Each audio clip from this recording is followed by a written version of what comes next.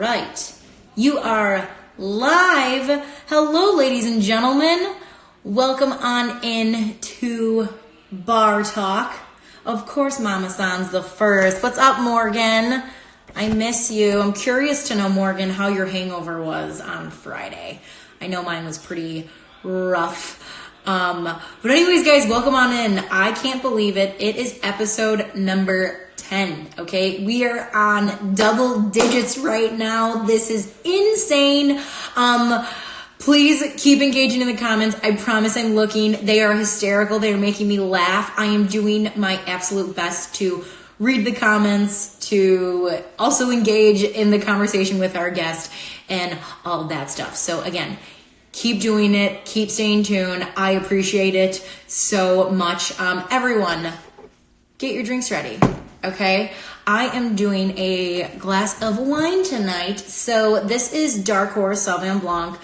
Dark Horse is a really nice brand out of Napa Valley. Very inexpensive, which is another thing that I also like. Got it from Mariano's, not a lot of money.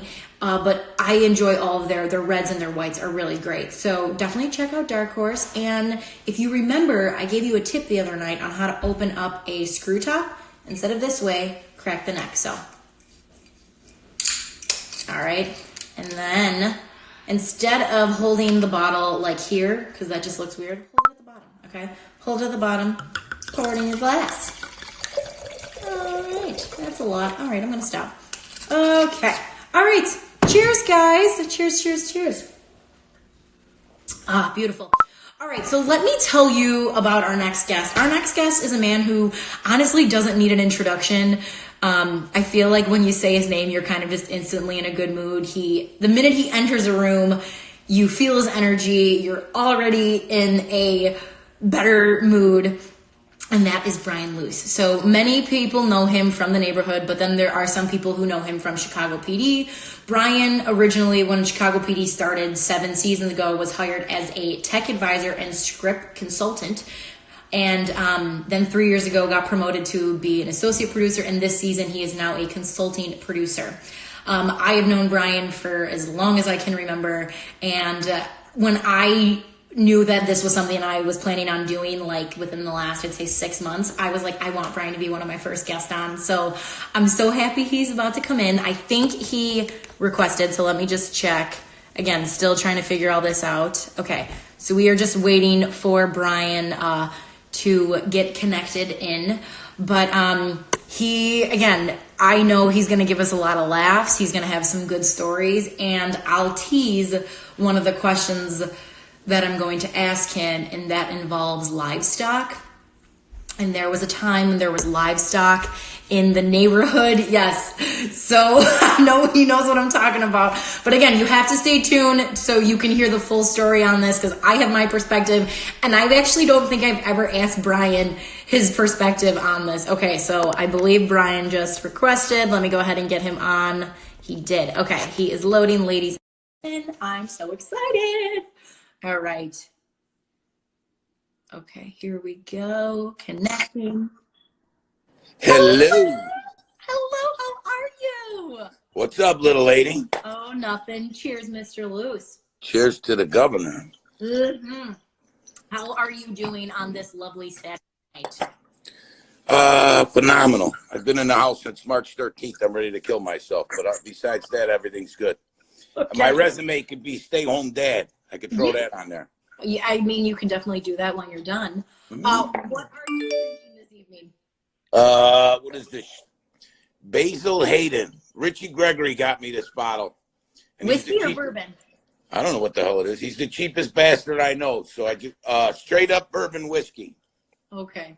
Yeah. So if he's cheap, is it good or is it bad?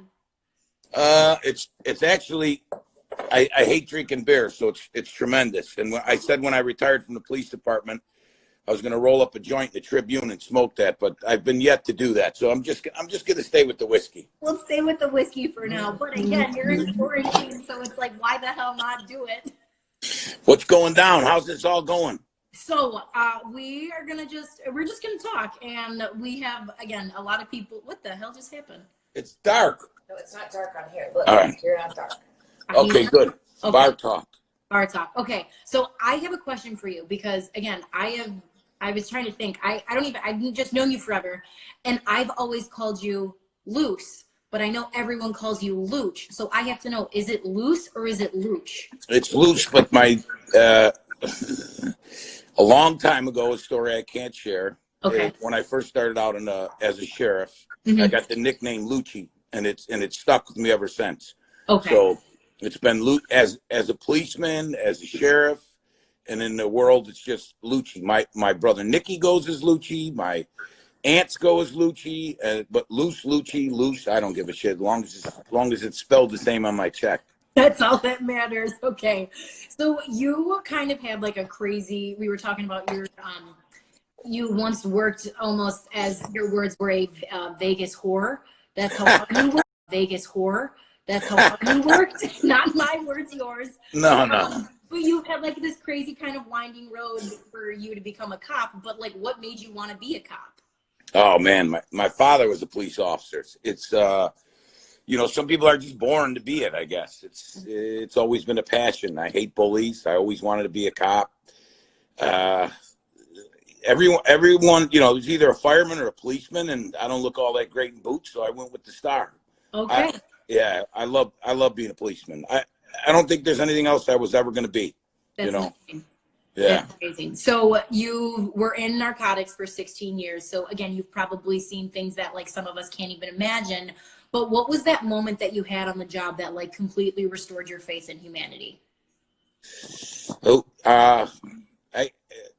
I've seen some terrible things. I mean, this isn't going to be fun. Like, I had a 14-year-old kid who was shot, who died in my hands, and there was a young girl who was left behind from her mom, who she was a heroin addict. I felt horrible for her. She left her daughter behind. That girl almost burned to death. Me and one of my partners rushed her to the hospital. So I kind of figured out, that people out here, that are addicts, they need help too. And I got into the drug world and started going after the bigger guys and worked myself all the way up to the guys that were bringing in kilos. And I never stopped. I always say I'm not the smartest guy, but I'm the hardest worker. And I was fortunate enough to be surrounded by some great cops. And there was a superintendent who I worked under his tenure, was Phil Klein. And Phil Klein said at one time, he said, 10% of the cops do 90% of the work. And I can honestly say that I was part of that 10%. But what I was more fortunate is I was rich in friendship with that 10%. So no matter where I went in the city, from Phil Klein to K-9 officer, there was always a guy there that was willing to help, go the extra mile, stay the extra hour, miss his daughter's birthday, do whatever the hell it was, just to be out there doing the right thing. And you learn from those guys. Yeah. And I was fortunate enough to keep those friendships and that respect. And it moved me into what I'm doing now. I being a producer on the show Chicago PD, I don't have all the answers. So I get scripts and I make hundreds of phone calls, and there's guys out there that pick up, hey, Luce, what's going on? And I was a little crazy on the job. I had a lot of fun, but at the end of the day, there was an underlying amount of respect because they knew that we were out there doing the right thing. And those guys will help you no matter what it was, no matter what time of night. You give them a call and say, hey, I can't figure this out. And, on the job, you deal with state's attorneys and judges, and they know who works, and they know who cares, and they know who tries. And those are the type of the people that I've been surrounding myself with my whole life. And like I say, it's a different, it's just crazy. My partner, who recently retired, a guy by the name of Vic Garola, when I went to his retirement, I think he did 33 years on the police department. Oh my God. Yeah, being a Chicago cop for 33 years, you're going to walk away with some scars. Yeah. You can act like a tough guy, but at the end of the day, it's a horrible job to take home. And he told everybody, I didn't get here myself.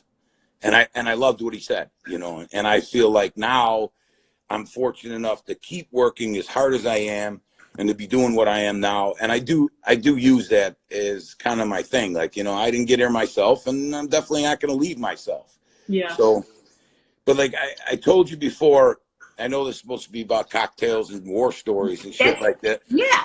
Yeah, don't ask me about sports. I don't know shit about sports. But okay. It's totally okay. That's the beauty. The beauty of bar talk is it can be anything, and you know that's kind of why I wanted to do this. Was it's a platform where, yes, I know sports and I love sports, and you know that about me. But like, I also just like that you have more in common with each other than you have different, and it doesn't matter who you are, how old you are, where you come from, what your background is. It's like once you peel those layers back on people, you just see that we're really all the same. Yeah, 8 to 80, blind, crippled, or crazy. If they don't, right? If they don't walk, we'll drag them sons of bitches. I remember being at softball games with your dad, and they were like so worried. Oh, we got to rest the kids so they win the game. And I was like, who gives a fuck if they win? Like I couldn't give two shits. It was just cool to see them out there in their little pants with their little cute little asses. You know what I mean? Catching the ball. I'm just telling you, that's what I like. And the old man, they'd get pissed off at me because I take the kids fishing. They'd say, "Oh, you can, we're at the water park capital of the world, and they can't go in the water. Go fuck yourself." I had them going down slides, rivers, catching fish, chasing moccasins, whatever. Yeah. I'm a Chicago fan. I'll tell you that. If you're gonna talk about, I'm a jump on the bandwagon kind of guy. Like, what'd you say? You're a 49ers fan. Right. I married into a 49ers fan. Whatever. It's agree to disagree. Yeah. It is what it is. As long as there's a party behind that I'm in and a card game breaks out, you know, then I'm all for it. If it starts with Chicago, who gives a shit? Right. You got crazy like Pastorelli, Cubs, Sox. Who cares? Chicago. You know what I mean? Yeah. I'm a big Chicago guy. That's the thing. Like I was telling you, we're all cut like from a different cloth, I believe, coming from this neighborhood. We really are. We really are. We hustle. You know, we're always hustling. We're always working. There's an amazing amount of crews out there, whether they're 12 or 13 hanging around with like my daughter or my sons. You find these amazing people. You surround yourself around them. But it goes back to the same 10% of the people doing most of the work. But you know who they are. You know what I mean? And it's good times. And I think too, like with the neighborhood, what I find so amazing, and I didn't realize wasn't normal, was like, at a young age, I was like, I'm friends with people who are like my parents' friends, and I consider them friends, and I can talk to adults and younger people. And so it was just like, there was a respect that you had for everyone because it was instilled in you at such a young age. And even though there's like some, you know, there's bad shit there's good with the bad, you got to take it. But I think the good in this neighborhood outweighs the bad 100%. Oh yeah. And you got hardworking, like a lot of the guys are city workers. You got a lot of men, but then you got some people that come out of the box and you can't believe what they're doing. And when you find out, you're like, oh, this guy can sell Church's chicken to the colonel. You know, there's some good salesmen. There's some good hustlers.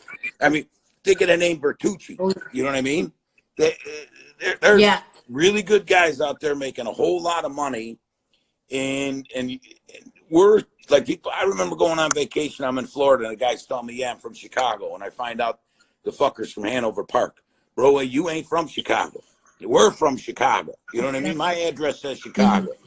And being in Bridgeport, like, you know how this neighborhood is. Our Turkey Bowl, your bar, all the different bars. Hey, I'm pouring a little bit. Catch up. I know. I'm going to show you. Yeah. What's that stupid wine you're drinking? This stupid wine is Dark Horse. And it's going to get me white girl wasted tonight, which is the plan. So. There you go. I'll pour a little bit more. Ouch. I call it stupid soup. It comes with no filter. Shit just comes out, so I gotta be careful. It's word vomit of the mouth. Excuse me. It's great. Okay, so let's talk about Chicago PD. How exactly did this happen? Because again, and tell me if I'm wrong, I remember, I thought it was like summer 2007 or something. There was like a lot of filming in Chicago that summer. It was like Transformers was here. And you were on the sets a lot, right? Is that how you made that connection? Yeah, well, basically, because I have 4 drunk midget kids that are spoiled, I never could have a day off. I had to work all the time. So you could put in for special employment. So you could either work on a west side, south side, you know, blah, blah, blah. Or you could work a thing called the movie detail, the Chicago PD movie detail. Yeah. And I worked it all the time. It was tremendous. And you met all these people, and you couldn't believe it. You know, you were blocking off traffic and, you know, crowd control and bringing in actors and all this shit, but nobody really talked to you. Mm-hmm. And I was working Transformers with a guy by the name of Steve Chikarotis, who's basically a legend on the Chicago Fire Department. He's the guy who, I think he ended up retiring as a battalion chief or something. He had all kinds of bugles. Oh, wow. But salt of the earth kind of guy, South Side. Great man. And he had a script from Chicago Fire, and he showed it to me, and he says, like, Luce, they have this new character, Jason Begay, who plays Voight, and they have a character named Antonio Dawson. He said, would they say this? And they had shit on the script. It was like, oh yeah, we arrested 2 perps. And I'm like, what the fuck is a perp? Like, that's some New York shit. That sounds like a cup of coffee. Like, that ain't, we don't have perps. Like, we have offenders. Or I got 2 on the hood. Or I'm bringing a couple guys in. And they said that they referred to, like, the squad cars as cruisers. You know, we know what a cruiser is. That's a motherfucker driving down 18th Street with a flag hanging out. You know what I mean? We don't have cruisers. We got squad cars. So I was looking at the script, and I gave him a couple suggestions and said, nah, well, this is what we'd say, or this is how we would do it. And the next thing you know, I got a phone call, and guys came here to Chicago, and ironically, they met up with me, and it was cool. And I guess they were going to meet up with like 4 or 5 other people. Mm-hmm. And the first place I took them was over to Phil Klein, the Chicago Police Memorial. And I showed them, my father's on the wall. Mm-hmm. And Brian Strauss, my partner, God rest his soul, and a bunch of other guys. And I said, you know, I'll help you out, but if you're going to make fun of the police department, then I'm not in. You know, I love this city, and I absolutely love this job, and I'm not selling myself for that. And they're like, no, we want to do a good show, and we want to represent the police department, the first responders, and show them what it's like. Right. So the first place I took them was over to the Italian American Club. Well, I mean, you've never walked in there, but I'm sure your old man has. I did as a kid when you would put on the seminars, but not as an adult, no. Yeah. But yes, I can only imagine. So they met some guys from the neighborhood, and then we left there, and they met some other guys that are used to be in the business, let's say second story guys. Okay. And they all shared stories, and they met my best friend at the time was Carmi Bertucci, God rest his soul. Yeah. Who shared many stories with him with a few other guys that I can't say. Okay. And, you know, if you're a good cop, you know the good crooks. Let me just put it that way, you know. Okay. The only way to know how to break into a house is to talk to the guy who broke into the fucking house. So they shared stories. Those guys stuck around. 2 boxes of wine later. Oh, God. They basically hired me. And next thing you know, I was on a plane to L.A., and we're sharing stories, and a guy, it was Matt Olmstead, Derek Haas, and Michael Brandt were the creators. Mm-hmm. And they had Chicago Fire, which ultimately they made an episodic, what is it called? Pilot. Pilot, yes. You hear my lady in the back? I love her. Yeah. She's real good at throwing them at me. She'll yell too every once in a while. They made a pilot for PD, and I ain't never looked back. You know, it's I brought in a guy by the name of Chuck Barango, God rest his soul. He was killed. He's an ex-SWAT guy, and he taught most of the guys with me, like high-risk entries, slice of pies, quick peek techniques, all this bullshit, like how to beat a police court, close quarters. And I'm fortunate enough to be able to work with all of the actors every day. Yeah. But it's not just like how you shoot a guy or how you kill a guy. It's how you feel after you went through with the victims and with the offenders and a good interrogation. And so, I mean, it kind of goes back to what you're saying. It's those scars that stay with you. Yeah, it's all of that, you know. And you know, I mean, I can't tell you there weren't nights that I wake up screaming or sweating from shit that you've seen. It's the job definitely stays with you. A guy who says that he ain't scared going through a door, and I've done 3,000 warrants, he's out of his fucking mind. You know what I mean? I mean, I could shoot a gnat off of Buffalo's ass from 100 yards, and I'm confident going through, and I know I'm going to win. But at the end of the day, there's still a little bit of fear. You're still cautious. You're still making through. But our actors on this show are so respectful. Yeah. And so hardworking, and they care so much. You couldn't believe it. And you know, I'm super close with Jason Begay. I have been since day one. Yeah. There's stories I don't want to tell, but like when it first started out, I don't shine them on. I don't rub them off. If shit don't look right, I come right at them. Yeah. And they know that they're representing somebody that wore the uniform, but they also know that some lady or some man is sitting on a couch who lost somebody who wore that same uniform, and they're super respectful of the depiction that they have. And I know it's television and like we break rules and blah blah blah, but it's always for the right reason, you know. So the show is a postcard for Chicago, you know. Yeah. And when they said they were going to put all 3 shows on one night, I was like, are they out of their fucking mind? Like, that's crazy. It ended up being genius, you know? Yeah, it really is. You got Mad Fire PD, and I get calls from coppers all over the country that say, holy shit, you guys are doing it right. You did tell the story. You did show how it affected us. Basically, you know, it's kind of an old school show, I think, and I think the premise should remain old school. Yeah.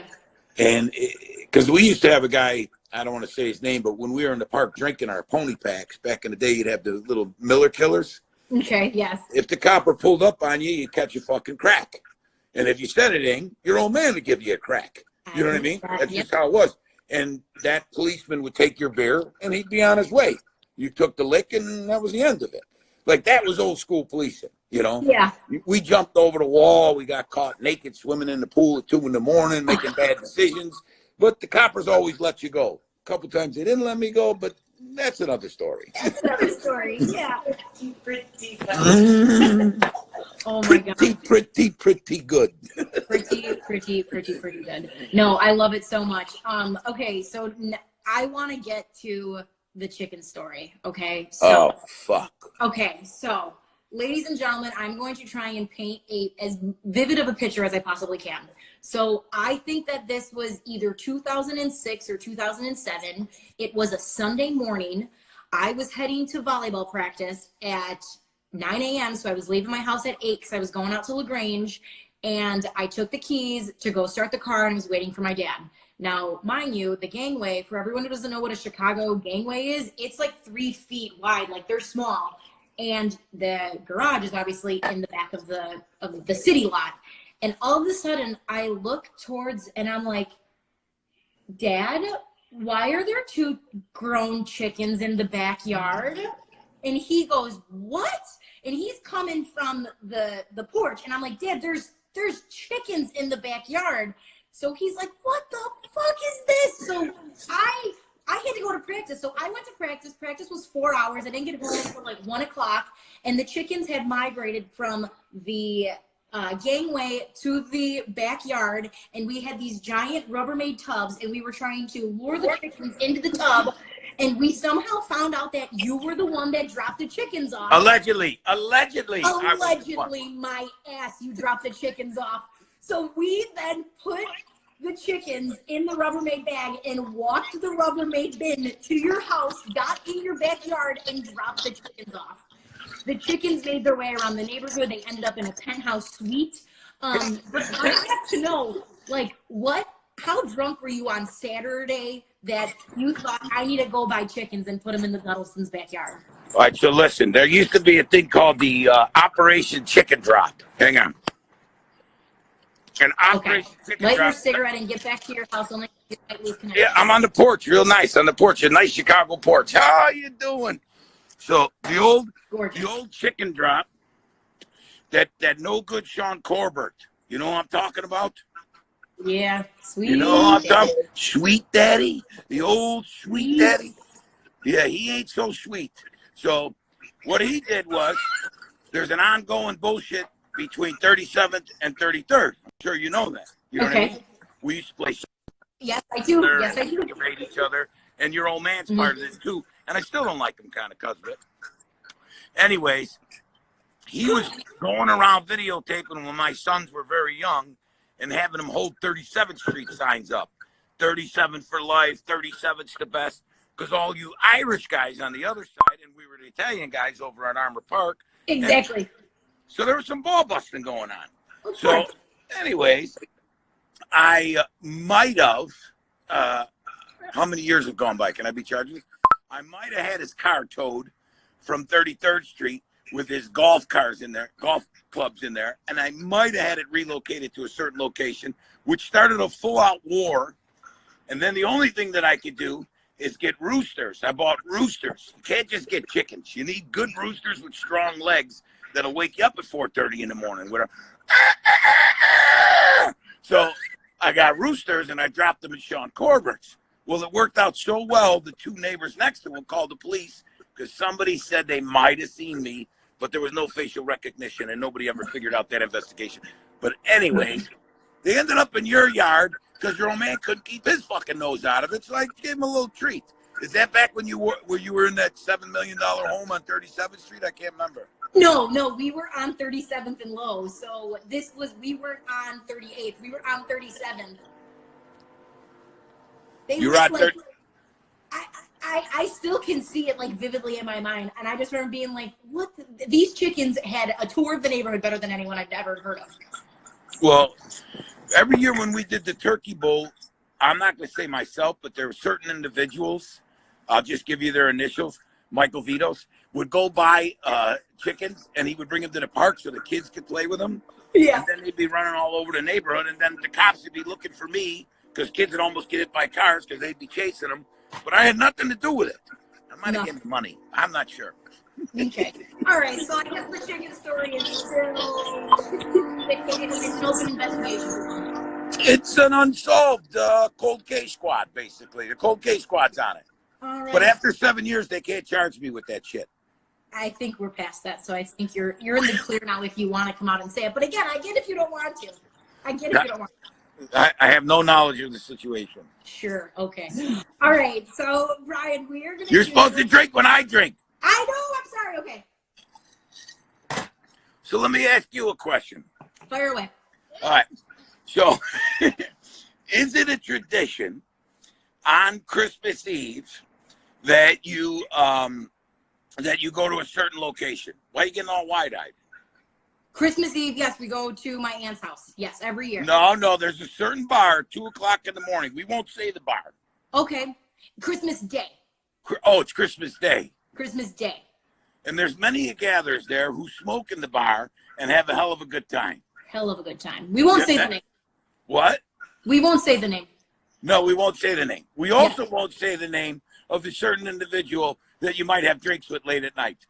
No, we won't say the name. No, we won't say the name.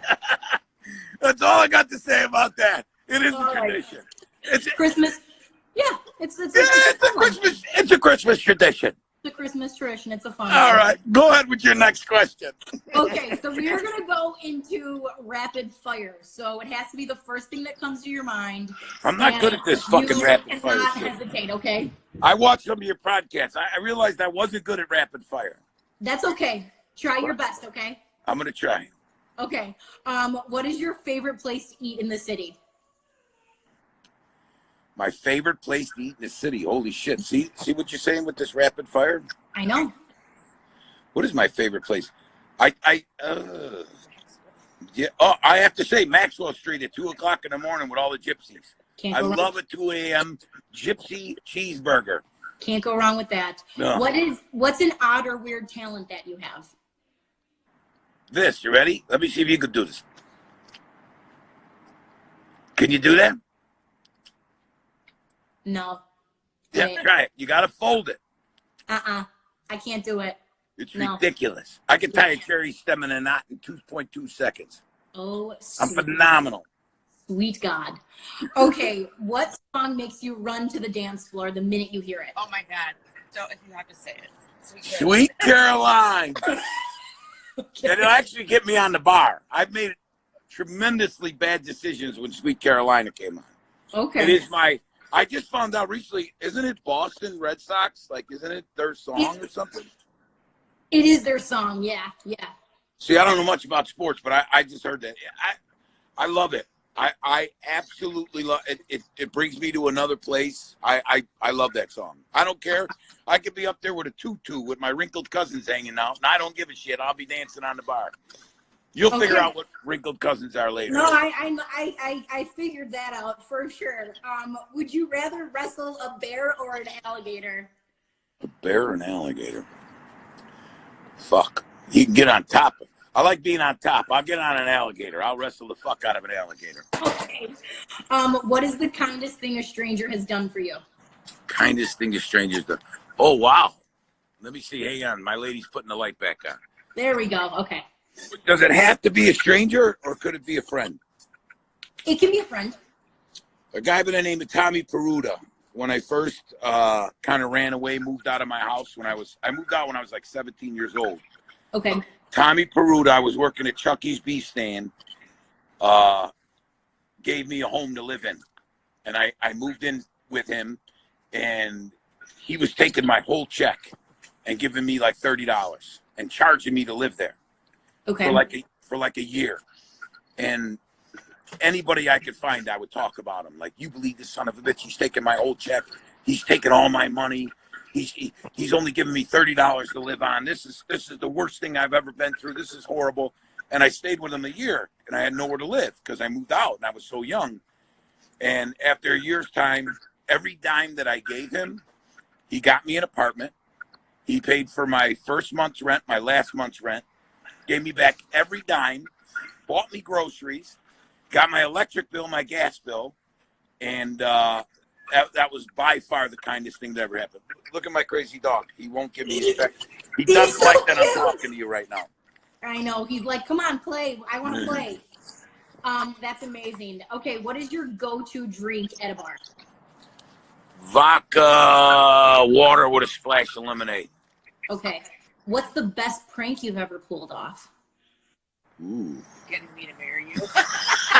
I'm like, I know you have multiple ones in your sleeve. Erica said getting her to marry me. What? Come on. Yeah, that was pretty fucking good. Let me think. What is the best prank? Holy shit. Can I come back to that one? Yeah, we'll end on that, okay? All right, So I got to think about that one. Okay. Are you a morning or a night person? Definitely morning. I Okay. wake up talking, and I want to talk to everybody. I'll talk to the fucking squirrel in the tree. And right now I'm going bananas being locked up in this house. I'm telling you right now. I know, we all are. This is crazy. It's madness. Have you Okay. ever been grounded before? I feel like I'm grounded. I actually don't. I mean, like maybe once, but like I was still playing sports, so I went to practice. So it's not like I was like, in the house. Well, there ain't no fucking practice. There's You no can't practice. You can't do shit. I ain't never seen nothing like that. I would run away if I ever got grounded. I've been in this house, and now they're talking another month. I know. It's scary. All right. On that note, I'm gonna pour some more wine. There you go. I'm gonna sip a little bit more. There we go. Okay. What is the best piece of advice that someone has given you? Best piece of advice. Don't say sorry. Okay. Jason Begay, who plays Voight, told me don't say sorry. Stop saying sorry. Stop. When people come up to you and you know the answer and just say, sorry, there's a better way, or sorry, how about this, sorry, how about that. Stop saying sorry. You know the answer. Give them the answer. Stand by it. Stay strong. And there's a reason why you're here. Stop saying you're sorry. And I think that was the best advice I ever got in my life. I love that and 100% agree with that. What is your biggest pet peeve? Biggest pet peeve. Wow. What's my biggest pet peeve? When somebody asks you something and then talks over you before you answer. I fucking hate that. Yes, that is very annoying. What the fuck did you say? I'm only kidding. I know. Okay, if you could trade places with one person, who would it be and why? Rachel McAdams. Rachel McAdams? Yeah, because I want to stand in front of the mirror naked. All right, that makes sense. What is something people would be surprised to know about you? What is something people would be surprised to know about me? That I love the movie The Notebook. Speaking of Rachel McAdams. Yeah, there you go. There we go. Okay. Yeah. Who should my next guest be? I think either Tracy or Jason Begay, which I am going to probably try to get for you. Okay. Tracy Spargakis, or blah, blah, blah, blah, whatever you say her name. I just call her Tracy. Okay, I'll figure it out. Is an awesome, awesome lady who has a heart of gold. And what people don't know about Jason Begay is he's fucking brilliant. The guy is absolutely brilliant, and he gives his heart and soul to every episode. And he has been an incredible mentor to me. You know, when I started in the business, I was fortunate enough to have a guy by the name of Mark Tinker, who was our executive. You should definitely interview Mark Tinker. Mark Tinker, his father started NBC. Oh, and Mark, yeah, he's big deal. He was married to Mary Carla Moore, and Mark Tinker was my mentor, and he was a guy who, like I always say, do it the Tinker way. He was the biggest boss there was in Chicago, but you would never know. He was so down to earth.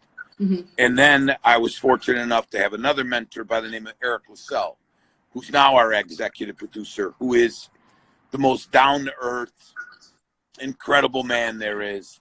He's another guy that would be an incredible interview. Okay. And he's elevated our show to another place. In my opinion, my humble opinion. I can't speak for NBC or anybody else, but I just know that this show's not going anywhere. You know? No, it's not. And I mean, you guys got renewed for 3 more seasons. That's insane. Yeah, and 3 seasons. You're right. That is insane. Usually get 1 year. You don't even hear 2 years. You hear 3 years, and then what people don't realize is it's pretty much a phenomenon. It's in Spain, New Zealand, Australia, Paris, Istanbul, Paris, London, and there's the most incredible following going on right now that, I told Jason from day one, there's people that act as the police. Who's the first policeman you think of when I ask you, a policeman on television? What's the name that comes to your mind? I mean, traditionally, before PD, it was Olivia Benson, but I mean, now to me, it's Voight. Which is another Dick Wolf. But growing up, you had Barney Miller. You had. I know you don't have a fucking. I don't know. Well, who was the guy with the mustache that was Monica's boyfriend in Friends? I don't know who the fuck that is. See, Erica, you know what I'm talking about. I'm 53. I just look real good. I'm 53. When you think Starsky and Hutch, you think Columbo, you think Serpico. Now Voight, Jason Begay is a household name. And he across the country, and then you got Jesse. You think about Jesse, you think about Patty Ruzick, you think about Atwater, and you think right now, don't underestimate Rojas. No. And Tracy's badass. So I'm all caught up to date. In Tracy's last episode, I mean, she just has such passion, and she's such a this is what I'm doing, which again is almost hurting her, but we'll see where it goes and how it's gonna happen. And there's such heart to everything she does. You got Burgess. Burgess is probably one of the funniest people I've ever met. Incredibly smart. I mean, beautiful, witty. Do not underestimate ever Burgess. Burgess is a force to reckon with. I love Burgess. Tracy is a female voice. That's what she is. She is. And yeah, I always say that I think that our show changed when she came. Yeah. And nobody knows behind the scenes, so you don't really get to see behind the scenes.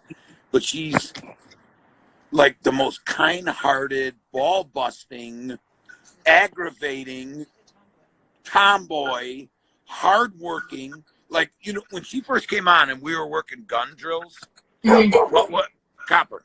What was so incredible was that she's a left-handed shooter. So Patty Ruzick, who's a left-handed shooter, jumped in and was training her with me.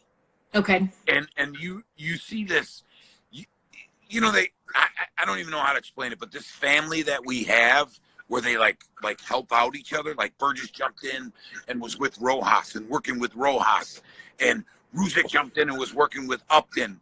And I mean, I would like to cry right now missing Olinsky. Like Al was the shit. Al was my guy. God. And I know, like, we have a lot of people on here who are like, you know, like old timers, and I'm not saying that to be rude, but like they loved that because you had two main characters who were old timers, and you don't always see that on television, you know. So it was like it just brought such a different layer that I think more people related to. That dynamic that you talk about, you're very smart. You're very smart for saying that. That dynamic of that old school, you know, two old guys like hooking up was extremely charming. Yeah, it was so fucking real. It like that was incredible. Antonio Dawson, another one, incredible, hard worker, showed up with a smile, like worked his ass off all day. They would give him, you know, he'd have this dialogue and he would just like jump into the dialogue and make it as his own. It like I'm telling you, Jen, I'm so lucky. Like I told you, I whistled on my way to work. I laugh all day and I smile all the way home. That this cast is amazing. Yeah. And they try so hard. But what nobody realizes that there's also a crew behind that. Right. Jay-Z is it's his nickname. His name's James Zukas. He's our DP. He's our director of photography. Okay. He's insane awesome. And then he's got Louis, who's our lighting gaffer. And then he's got Jason, who's our grip. And I call him our three wise men. Oh, so yes. Jason builds everything. And you got like a 250 people crew that are out there that are in the freezing cold. Like we tease and say, oh, it's not all sunglasses and autographs, isn't it? Chicago is not always sunshine and rainbows. It is cold. It is nasty. But those who survive just have a different type of grit and like toughness to them. 16 hours a day. Like guys are rolling. So our average day is like 14 hours, and then you're supposed to be done. I go home and type for another like 3-4 hours, and I work side by side with the writers, which is my favorite part of it. You know, I'll sit down with the writers and we'll go through all the police shit and blah blah blah, and I'll call a few homicide detectives. Like there's a guy by the name of Kenny Boudros and Will Sleevar, guys that have to be mentioned. And there's so much work that goes into each script. And then ultimately, then the next thing you know is it's being produced by our producer, Jeannie Caliendo, who has to put it together. And then our executive producer, Eric Lassell, who is the creative end. And you couldn't believe how smart this guy is. Like these people are, it's so amazing what goes into it. But the crew's out there pounding the pavement. Right. They're freezing cold, you know, and they're putting it together and they're filming it and they're capturing it. We just had this director, but his name is Alex Chappell, who I mean I can't believe I've done 150 episodes of Chicago PD, 150 episodes of Wolf Film right now.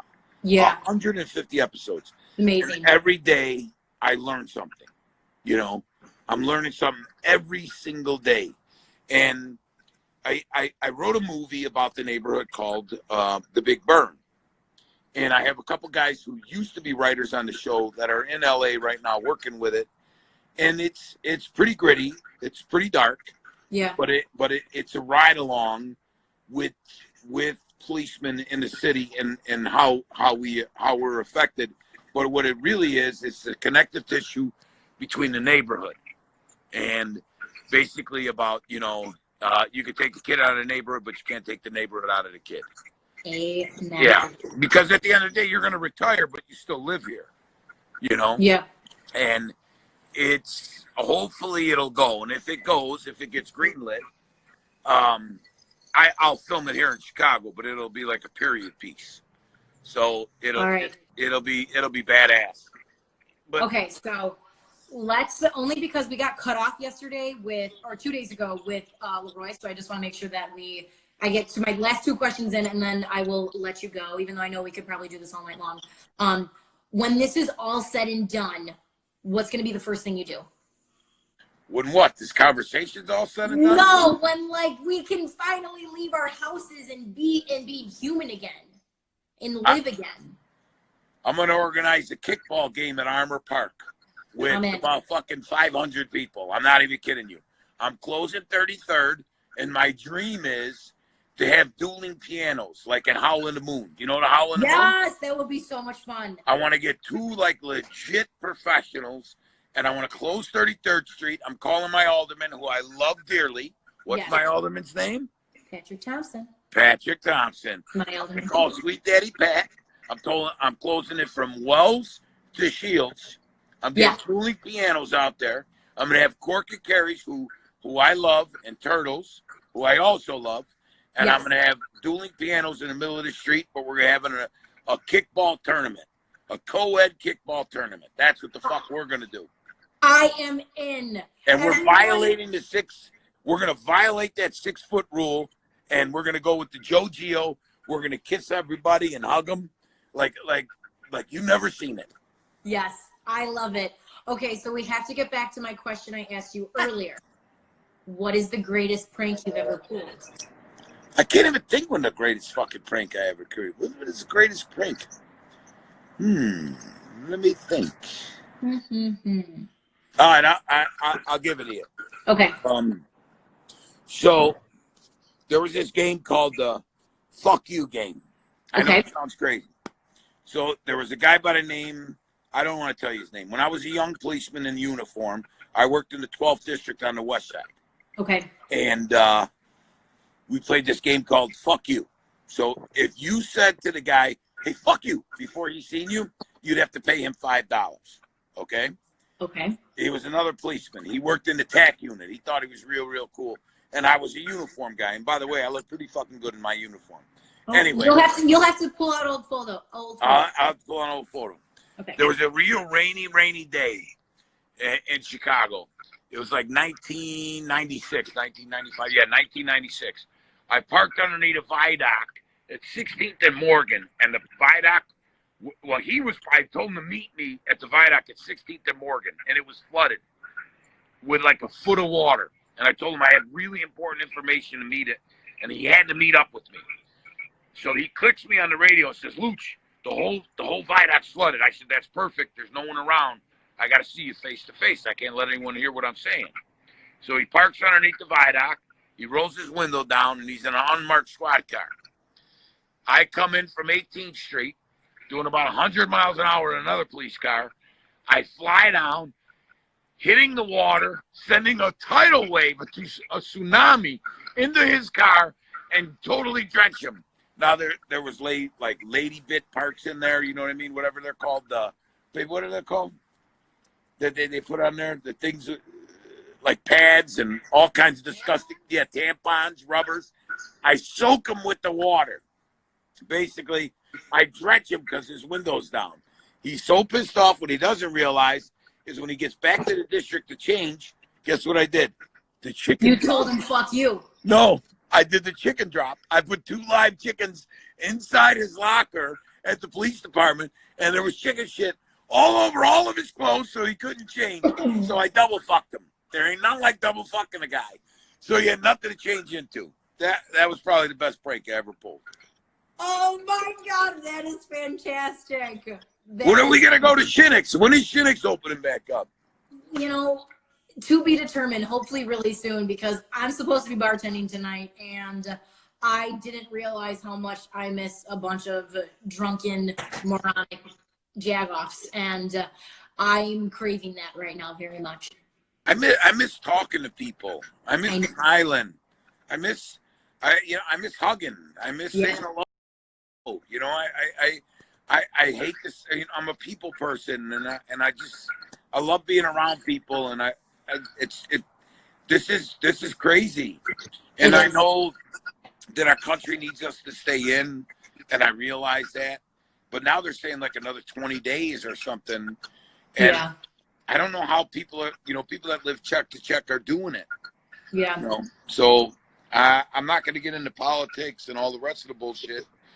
But I'm fortunate enough that I've worked hard my whole life. I live in a incredible, awesome neighborhood with incredible friends that are here for you. Mm-hmm. But I don't know what's going to happen, and I got to say I've never really been scared. And Yeah. I'm a little bit scared. I'm a little bit nervous. You are definitely not alone. And on that note, though, I'm going to do our toast. So everyone raise your glass who is watching. And it might be a little sad, but I think it makes sense. And it is, strength is what we gain from the madness we survive. So during this madness of time that we're in, we are all going to come out of this so strong and so wise and just loving and caring of each other way more. And I can't wait for the day that we can all be with each other again. Actually, that's incredibly beautiful. Hey, I just want to say this. Yeah. I think you need to know this. So we have all these people sitting at home, and I think we're thriving for conversations and thriving to talk to people, and like basically just telling stories and interacting with people and stuff. This thing that you're doing is really, really, really cool. Thank you. Yeah, it's real. I'm very, very, very proud of you. Oh, thank you, Brian. No, I mean it. I mean, like, I'm watching Jimmy Kimmel, I'm watching this other stuff, and people are talking from home. Like this is what we need. We need to get out. We need to show that we love people. We need to be truthful. We need to show like what our opinion is or how it's affecting us. And You're loading. I lost you. oh shit. There you go. You're back. We need to laugh. We Yes, need to giggle. We need to joke. Me and my lady, we go back and forth, and she shows me like how incredible people are and how witty they are and how like these things that they're putting on the internet and how awesome it is. Like that we're just getting through it, So we just need to stay home. We need to get well. We need to get through this. This is something that no one's ever been through in their lifetime. Never. And it's going to get better.